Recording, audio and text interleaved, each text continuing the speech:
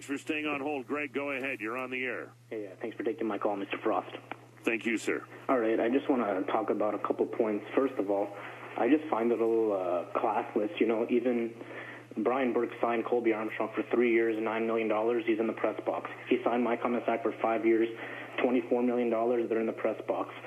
All right, so at the end of the day, Burke has made, sure, he's made some good trades. Hey, he traded for Phaneuf. Look where we are. We're out of the playoffs while Calgary's in the playoffs. So who won that trade? You know, people put Burke on his pedestal here. They think he's some kind of god. But at the end of the day, he's been here since November 2008. And look where we are. We haven't had any success. So I think people have to start looking at the bigger picture here and start thinking this guy, he won't fire his coach after 4 years of mediocrity.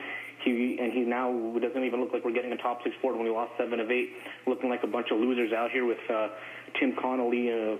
He's useless out there. Lombardi's useless. Franzen is immobile. Shen, he gave him a 5-year deal. It's just crazy. Okay, Greg, thank you.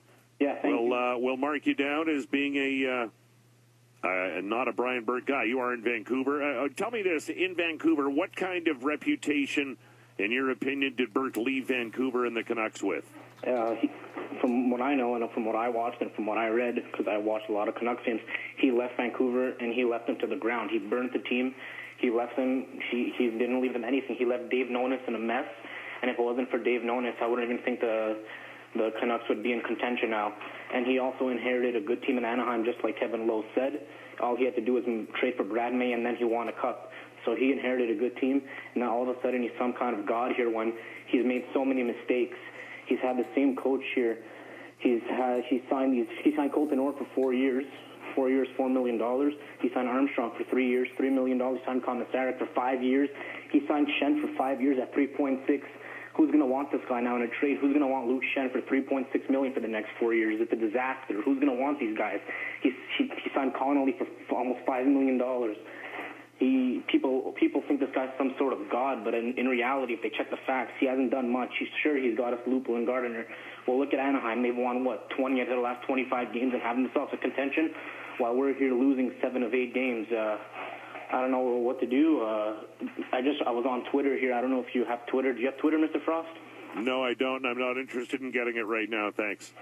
I was just on here, and there's a rumor that's from IBBTO. The guy has 758 followers, so he's pretty reliable. It says the Toronto Maple Leafs are close to acquiring Dustin Brown and Jonathan Bernier for Luke Shen, Nazem Kadri, a first-round pick, and Keith Ollie. So I don't know if you heard anything about that. Have you heard anything? No, it's not since we came on the air here just under an hour ago. I've been here taking phone calls, haven't had a chance to speak to any of my pals or text any of my pals, or I haven't even checked my phone, in fact, because we've been here doing the phone-in show. Well, if that's a deal, I think that's a good deal. We get some size up front finally. We get rid of Luke Shen. We finally get a goalie, although he's not that proven, but he's better than Reem Skala and Gus Goldstafson. So I think we got to fire Allaire, fire Ron Wilson, and Mike and Buffalo have to get some facts straight. Mike Komisarek's contract is not front-loaded. Burke doesn't do front-loaded contracts, so just throwing that out there, we have to be a little more factual. Thanks, and all I have for you is a dial tone. Goodness gracious.